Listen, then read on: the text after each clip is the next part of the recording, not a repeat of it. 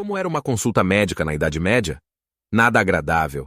É trágico que a história da medicina esteja contaminada com erros e falta de conhecimento sobre a fisiologia e a patologia humanas.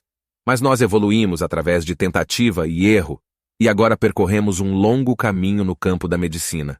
De fato, a Idade Média foi um período crucial quando se trata da evolução da medicina e das práticas de saúde. Foi quando as primeiras escolas médicas foram criadas e quando crenças antigas foram desafiadas. Você já se perguntou como os cuidados médicos funcionavam nos tempos medievais? A prática da medicina ainda era baseada nas ideias dos antigos gregos. O médico grego Hipócrates é conhecido por ser o antepassado da medicina. Sua teoria básica era que havia 4 humores no corpo humano: bile negra, bile amarela, sangue e fleuma.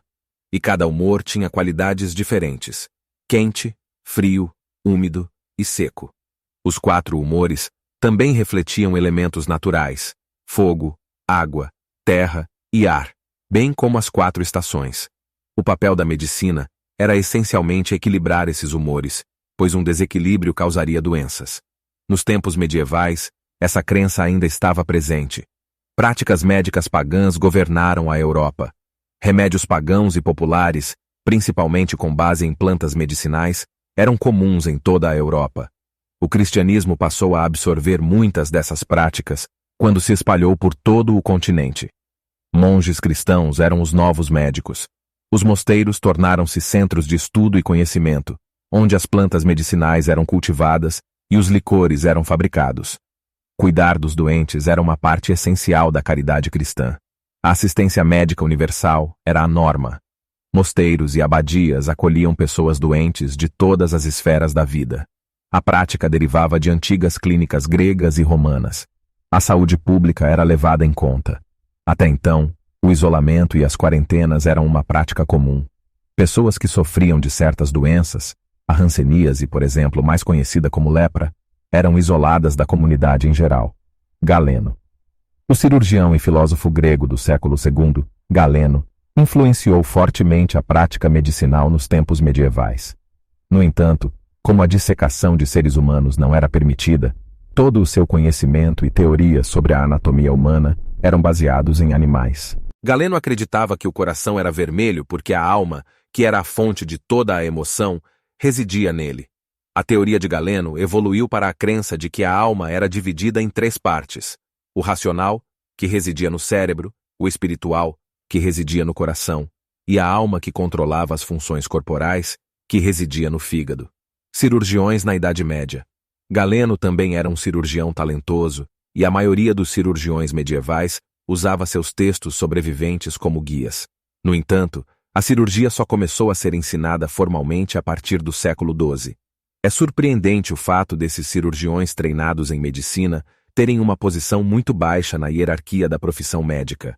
Porém, eles ainda estavam acima dos cirurgiões barbeiros, que faziam tarefas mais simples, como costurar feridas e parar sangramentos. A Itália estava na vanguarda do treinamento de cirurgiões. Nos séculos XII e XIII, a Universidade de Pádua evoluiu seu treinamento para incluir dissecações de corpos e autópsias. A maioria dos textos era escrita em latim, o que significa que os alunos eram alfabetizados nessa língua. Guy de Chauliac escreveu um texto importante. O francês Guy de Chauliac escreveu um dos textos mais importantes sobre a prática da cirurgia. Sua visão era surpreendentemente holística, e ele defendia que a cirurgia fosse um último recurso, com alimentos, hidratação e medicamentos sendo uma prioridade no protocolo de tratamento. A lei inglesa não permitia que os cirurgiões praticassem algumas coisas. Os cirurgiões poderiam costurar feridas, mas, por exemplo, a realização de cirurgia para remover uma ponta de flecha não era permitida. Superstições ainda estavam em vigor. As superstições reinavam na era medieval, com muitas doenças sendo atribuídas ao diabo ou como um castigo de Deus.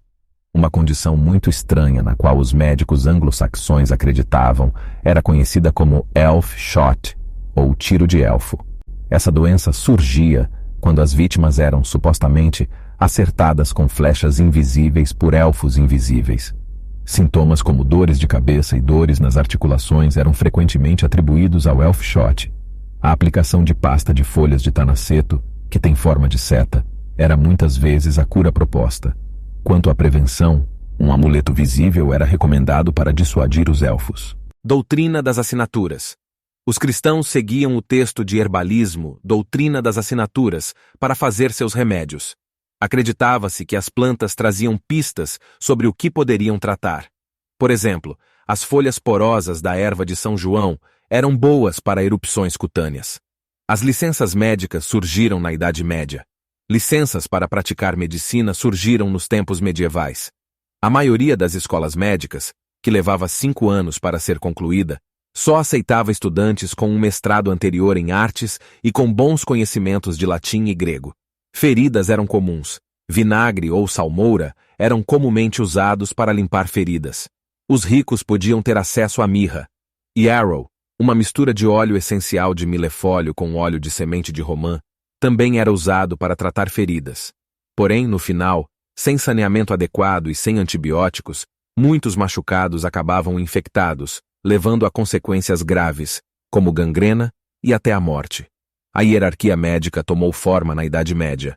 Os médicos estavam no topo da hierarquia, seguidos por cirurgiões, cirurgiões barbeiros, barbeiros e boticários, que faziam e proviam os medicamentos. As parteiras não eram consideradas médicas e não havia enfermeiros naquela época.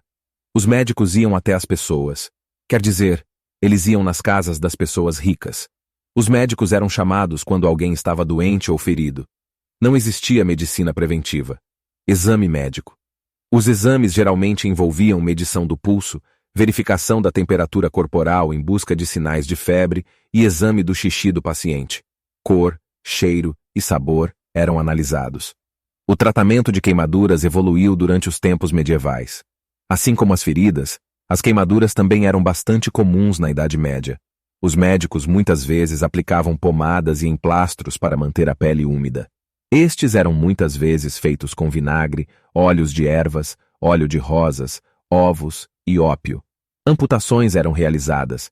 Muitos membros feridos e infectados acabavam sendo amputados. Essas cirurgias eram realizadas o mais rápido possível para minimizar a perda de sangue. Para tratar membros quebrados, os moldes eram frequentemente feitos usando uma mistura de ovos e farinha.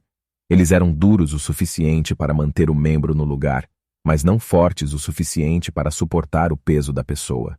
O conhecimento médico do mundo árabe se espalhou por toda a Europa. Durante as cruzadas, soldados e peregrinos levaram muito conhecimento médico do mundo muçulmano para a Europa.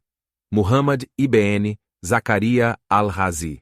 O médico persa Muhammad ibn Zakaria al-Razi, conhecido no Ocidente como Raziz, não só foi o primeiro a escrever sobre imunologia, mas também é creditado pelo desenvolvimento da pediatria, com seu livro As Doenças das Crianças.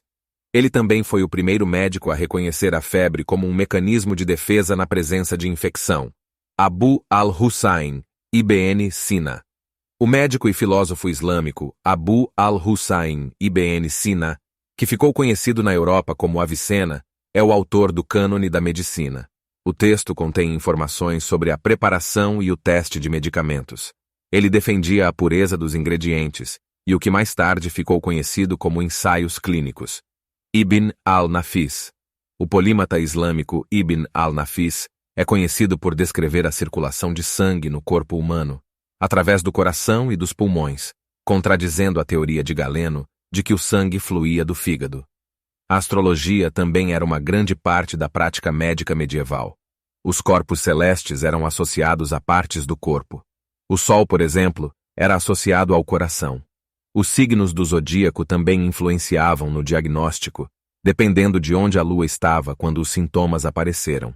Problemas de saúde mental eram deixados para Deus tratar. Acreditava-se que doença mental era uma manifestação do mal, por isso deveria ser tratada como tal, com orações e exorcismos. Mais tarde, os cirurgiões começaram a tratar problemas mentais. Um procedimento que envolvia a perfuração de um buraco no crânio, conhecido como trepanação, também era realizado por cirurgiões para tratar doenças do cérebro. Outros métodos bárbaros também foram desenvolvidos e usados. Odontologia. Os dentatores, como os dentistas medievais eram chamados naquela época, recorriam à extração dos dentes. Mais uma vez, o mundo árabe lançou uma nova luz no tratamento de cáries, onde o procedimento era tirar a cárie e encher o dente. Se gostou do vídeo, deixe seu like e se inscreva no canal. Assim você me ajuda a trazer mais vídeos como esse. Até a próxima!